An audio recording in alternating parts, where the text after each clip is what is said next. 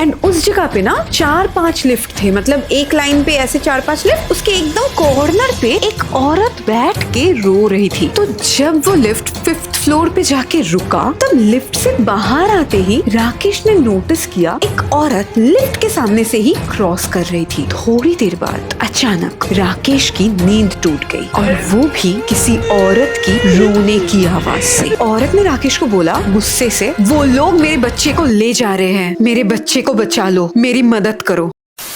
Hello NS fam, आज मैं फिर से आ गई हूँ आप लोगों के लिए एक ट्रू हॉरर इंसिडेंट लेके। हॉस्पिटल एक ऐसी जगह जहाँ पे जाके लोग अपनी ट्रीटमेंट करवाते हैं। बहुत सारे लोग हॉस्पिटल से अपनी बीमारियों का इलाज करके बिल्कुल हेल्दी होके घर लौट आते हैं, और कुछ लोग उस हॉस्पिटल से ही हमेशा हमेशा के लिए इस दुनिया से चले जाते हैं। और आज की स्टोरी उसी चीज को लेके है, एंड ये कोई मनगढ़ंत कहानी नहीं है, ये रियल इंसिडेंट है जो एक्चुअल में किसी के साथ हुआ है। एंड आई एम श्योर कि अगर आप थोड़ी सी भी इन सब चीजों में विश्वास करते हो, आपको बहुत ज्यादा ही इंटरेस्टिंग एंड बहुत ज्यादा ही डरावना लगने वाला है ये स्टोरी। एंड ये इंसिडेंट किसी और के साथ नहीं, मेरे इसी चैनल का जो वीडियो एडिटर है उसी के साथ हुआ है, एंड वो भी मेरे सामने बैठा हुआ है। तो आप समझ सकते हो कि मैं एग्जैक्ट इंसिडेंट ही आपको डिस्क्राइब करूंगी। हेलो गाइस, देखा ना आपने कि वो मेरे सामने बैठा हुआ है। ये स्टोरी है कोलकाता की। मेरा जो एडिटर है, मतलब उसका नाम है राकेश। कुछ दिन पहले राकेश का एक नेबर बहुत ज्यादा बीमार हो गया था अचानक, मतलब उनको इमरजेंसी में हॉस्पिटल लेके जाना पड़ा, उनको एडमिट करना पड़ा। वो इतना ज्यादा बीमार हो गए थे एंड उनको हॉस्पिटल लेके जाने के लिए कोई भी नहीं था, एंड राकेश उनको हॉस्पिटल लेके गया। गाइज, हॉस्पिटल का नाम मैं मेंशन नहीं करना चाहती क्योंकि हो सकता है इससे कुछ भी हो जाए, तो I am not taking the hospitals name. तो राकेश करीब 12-12:30 बजे रात की हॉस्पिटल में पहुंच गया उसके नेबर को लेके। एंड उसने पहले तो वो इमरजेंसी में गया एंड डॉक्टर्स ने चेक करके बताया कि पेशेंट को इमीडिएटली एडमिट करना पड़ेगा। तो उसने सारा फॉर्मेलिटीज कर दिया, जो पेशेंट था उनको एडमिट भी कर दिया। एडमिट करने के बाद डॉक्टर्स ने जब पेशेंट को चेकअप किया, उन्होंने कुछ टेस्ट सजेस्ट किए कि इस टेस्ट को करवा लेना है, एंड टेस्ट का रिपोर्ट देख के तभी डॉक्टर आगे की ट्रीटमेंट की प्रोसेस करेंगे। तो रिपोर्ट्स आने के बाद डॉक्टर को रिपोर्ट्स दिखाना था, इसलिए राकेश वो सारा रिपोर्ट्स लेके 5th फ्लोर में उसे जाना था, और वो भी एक दूसरे बिल्डिंग की। मतलब उस हॉस्पिटल में ना मल्टीपल बिल्डिंग्स थे, एक डिपार्टमेंट के लिए एक अलग अलग बिल्डिंग था। क्या सुना है, लोग 500 से 5000 बना रहे हैं, कुछ लोग 50,000 से 10 लाख तक भी गए। मुझे लगा फेक है, बट फिर मैंने भी ट्राई किया, 500 डाला और लास्ट वीक 21,000 विथड्रॉ किए। CoinDCX ऐप में Web3 सेक्शन की हॉट राइट नाउ कैटेगरी में रोज टोकन्स आते हैं। ये टोकन्स पे जो सबसे पहले पैसा डालता है उसका सबसे ज्यादा पैसा बनता है, फास्टेस्ट फिंगर्स फर्स्ट जैसे। यहाँ रोज टोकन्स आते हैं 5 बजे। अभी इंडिया में ये ट्रेंड स्टार्ट हुआ है। लास्ट हफ्ते 3 टोकन्स 7,000% ऊपर गए, मतलब 70x। बहुत सिंपल है, सिर्फ 500 से स्टार्ट करना है। जैसे भी नोटिफिकेशन आए टोकन का डाल दो उसमें, और 1 घंटे के बीच में विथड्रॉ कर लो। मेरा कोड यूज करोगे तो पहली टोकन ट्रेड के बाद 1 लाख रुपए भी मिल जाएंगे। क्योंकि ये कंप्लीटली लीगल है, तो KYC और साइन अप करके रखना 5 बजे से पहले, ताकि आपको रिवर्स मिलना शुरू हो जाए। थोड़ा रिस्की हो सकता है, तो 500 से ज्यादा से शुरू मत करना। शेयर करो अपने दोस्तों के साथ ताकि वो भी पैसा कमाए। By directly with UPI, no TDS on buy or sell. Use my code in the banner below before placing your first trade and get up to 1 lakh reward after your first trade.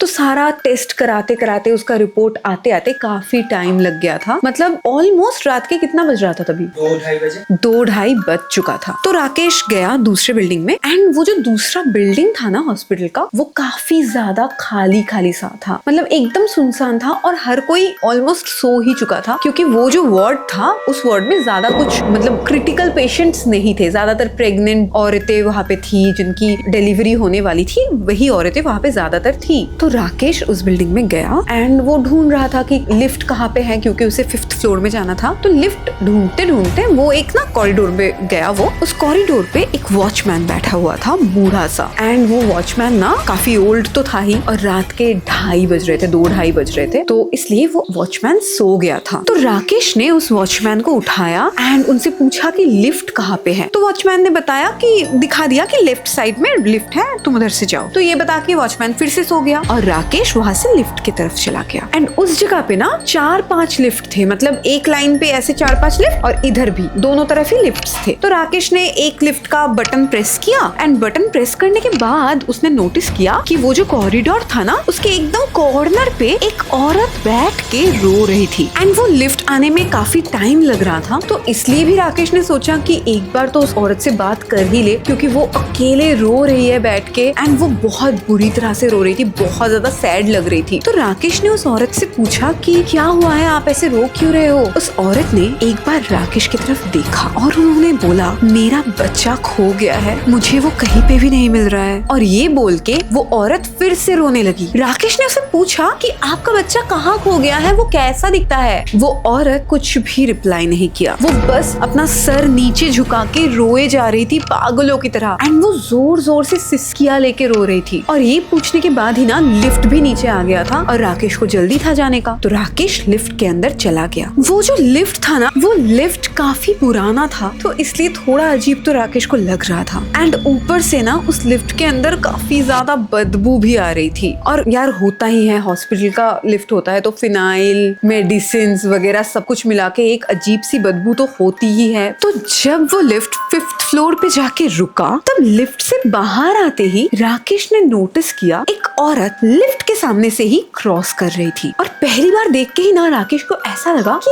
ये वो नीचे की औरत ही है, क्योंकि उन दोनों ने सेम ही साड़ी पहना था। मतलब राकेश को ऐसा ही लग रहा था, बट राकेश ने उस औरत का चेहरा नहीं देखा था। उसने बस उस औरत की बैक साइड देखी थी कि वो पीछे से बस चल के जा रही थी, यही राकेश ने देखा था। तो इसलिए वो एकदम श्योर नहीं था कि वो सेम औरत ही है या फिर कोई अलग सी औरत है जिसने वो सेम साड़ी पहनी हुई है। हो ही सकता है सेम साड़ी दो औरत पहन ही सकते हैं। और ऊपर से वो रश में भी था, क्योंकि उसको जल्दी जल्दी डॉक्टर को दिखाना था रिपोर्ट्स, तो इसलिए उसने ज्यादा सोचा नहीं, वो जल्दी जल्दी वहां से चला गया। तो राकेश उस रूम में गया जिस रूम में जाने के लिए डॉक्टर ने उसे बोला था। तो उस रूम में जाने के बाद नर्स ने उसे बताया कि डॉक्टर अभी राउंड पे निकला है, तो वो थोड़ी देर में आएगा, आप थोड़ा सा बैठ के बाहर इंतजार करो। एंड जिस जगह पे राकेश को वेट करने के लिए बोला गया, उस जगह में ना बस एक कम पावर का लाइट जल रहा था। तो वो जगह बहुत ज्यादा मतलब अंधेरा अंधेरा सा था एंड बिल्कुल सुनसान था। ऐसा लग रहा था कि उस जगह पे ज्यादा कोई जाता ही नहीं है। तो राकेश वहाँ पे जाके बैठ गया और वो जगह ना काफी ठंडा भी था, टेम्परेचर उस जगह का काफी लो था, तो उसको थोड़ा नींद भी आ गई। और इतना रात भी हो चुका था, वो सोया नहीं था पूरी रात और उसकी आंख लग गई। थोड़ी देर बाद अचानक राकेश की नींद टूट गई और वो भी किसी औरत की रोने की आवाज से। आंखें खोलते ही राकेश ने देखा उससे थोड़ी दूर में एक कॉर्नर में वो सेम औरत बैठी हुई है और वो सेम औरत अजीब तरीके से सिसक सिसक के रो रही है। राकेश ने सोचा यार अजीब बात है, वो औरत इधर भी आ गई रोते रोते। उसने सोचा क्या हुआ है कि वो औरत तब से रोए जा रही है और हर जगह जा रही है। तो राकेश ने उस औरत से पूछा कि आप यहाँ क्या कर रहे हो। उस औरत ने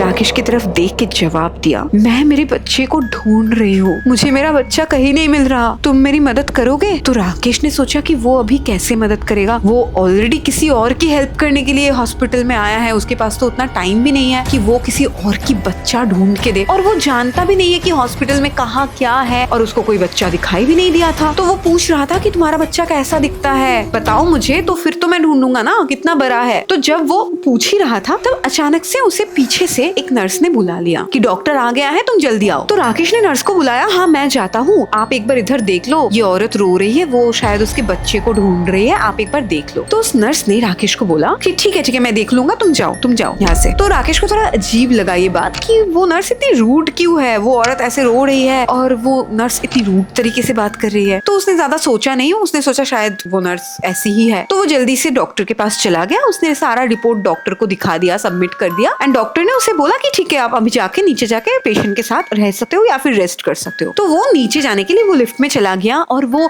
ढूंढ रहा था कि वो औरत किधर है, बट उसको वो औरत कहीं पे भी नहीं दिखी। तो लिफ्ट के अंदर जाने के बाद राकेश ने ग्राउंड फ्लोर वाला जो बटन था वो उसने प्रेस किया, क्योंकि उसे दूसरे बिल्डिंग में जाना था। इस बिल्डिंग से उसका जो पेशेंट है वो दूसरे बिल्डिंग में एडमिट था। तो वो ग्राउंड फ्लोर वाला बटन प्रेस कर रहा था, बट वो बटन काम ही नहीं कर रहा था। और तब तक उस लिफ्ट का दरवाजा बंद भी हो चुका था, वो लिफ्ट ऑलरेडी चलना शुरू हो गया था, नीचे जाना शुरू हो गया था और उस लिफ्ट में ना बेसमेंट का जो बटन है वो पहले से ही प्रेस होके रखा था। तो उसने सोचा शायद बेसमेंट से कोई ऊपर आएगा, तो इसलिए उसने नीचे से ही प्रेस कर दिया है, इसलिए बेसमेंट प्रेस हो चुका है। तो उसका लिफ्ट जाके बेसमेंट में रुका। जब लिफ्ट का दरवाजा ओपन हुआ, दरवाजा ओपन होते ही उसने देखा कि लिफ्ट के एग्जैक्टली सामने वो औरत खड़ी हुई है। और उस औरत को देख के पता नहीं क्यों राकेश अचानक डर गया। वो इन सब चीजों में ज्यादा बिलीव भी नहीं करता है कि भूत प्रेत आत्मा, उसे इन सब चीजों में ज्यादा विश्वास भी नहीं है। वो बहुत ज्यादा ब्रेव है, बट पता नहीं क्यों उस टाइम पे उस औरत को लिफ्ट के एकदम सामने देख के वो बहुत ज्यादा डर गया। और उस वक्त वो औरत रो भी नहीं रही थी, वो बहुत गुस्से से राकेश की तरफ देख रही थी। तो राकेश ना बिल्कुल शॉक्ड होके उस औरत से पूछा कि क्या हुआ, आप यहाँ पे क्या कर रहे हो? उस औरत ने राकेश को बोला गुस्से से, वो लोग मेरे बच्चे को ले जा रहे हैं, मेरे बच्चे को बचा लो, मेरी मदद करो, मुझे एक बार मेरे बच्चे को देखने दो, बस एक बार मैं मेरे बच्चे को पकड़ना चाहती हूँ, मेरे बच्चे को एक बार मैं छूना चाहती हूँ। राकेश को ना ये बात अजीब लगा कि उस औरत का बच्चा खो गया है, वो ऐसा क्यों बोल रही है कि एक बार बस मुझे देखने दो, बस एक बार छूने दो, ऐसा वो क्यों बोल रही है? वो तो ऐसे ही बोलेगी ना कि मेरा बच्चा उधर चला गया है, थोड़ा हेल्प करो, वो ऐसे भी बोल सकती थी। तो उसको ये बात अजीब लगा, बट उसने सोचा कि इस औरत के साथ कोई भी नहीं है उसकी हेल्प करने के लिए, और हो सकता है कि उसका थोड़ा सा मेंटल कंडीशन सही नहीं है, शायद उसको कोई मेंटल प्रॉब्लम है। तो ये सोच के राकेश ने सोचा कि उस औरत का हेल्प तो करना चाहिए। तो राकेश उस औरत के साथ चला गया एंड ये उसकी सबसे बड़ी गलती थी। वो औरत राकेश को एक जगह लेके जाती है जहाँ पे एक बहुत लंबा सा कॉरिडोर था और वहाँ पे एक लाइट टिमटिमा के जल रहा था, बहुत ही कम पावर का लाइट, ठीक है। और वो बहुत पुराना हॉस्पिटल है, तो ये तो नॉर्मल है यार, उतना ज्यादा मेंटेनेंस तो होता भी नहीं है वहाँ पे। उस औरत ने राकेश को बताया मेरा बच्चा उस कमरे के अंदर है, मुझे मेरे बच्चे के पास ले चलो, मुझे मेरे बच्चे के पास ले चलो। और ये ना कंटिन्यूअसली वो औरत बोले जा रही थी राकेश के कान के सामने, बार बार वो सेम वर्ड्स को दोहरा रही थी। तो राकेश जल्दी जल्दी जा रहा था, उसने सोचा कि हाँ हो सकता है कि इसका बच्चा शायद उस कमरे के अंदर है। तो राकेश जल्दी जल्दी जा रहा था और उसके पीछे पीछे वो औरत भी आ रही थी। राकेश जब उस रूम के सामने चला गया, जब एंटर करने ही वाला था, तब उस रूम से दो लोग बाहर आ गए। वो लोग अचानक राकेश को देख के ना थोड़ा शॉक्ड हो गए। तो उन लोगों ने राकेश से पूछा कि तुम यहाँ क्या कर रहे हो, यहाँ पे आना तो मना है, यहाँ पे तो कोई नहीं आता। तो राकेश ने पूछा क्यों? मुझे तो इस औरत ने बोला।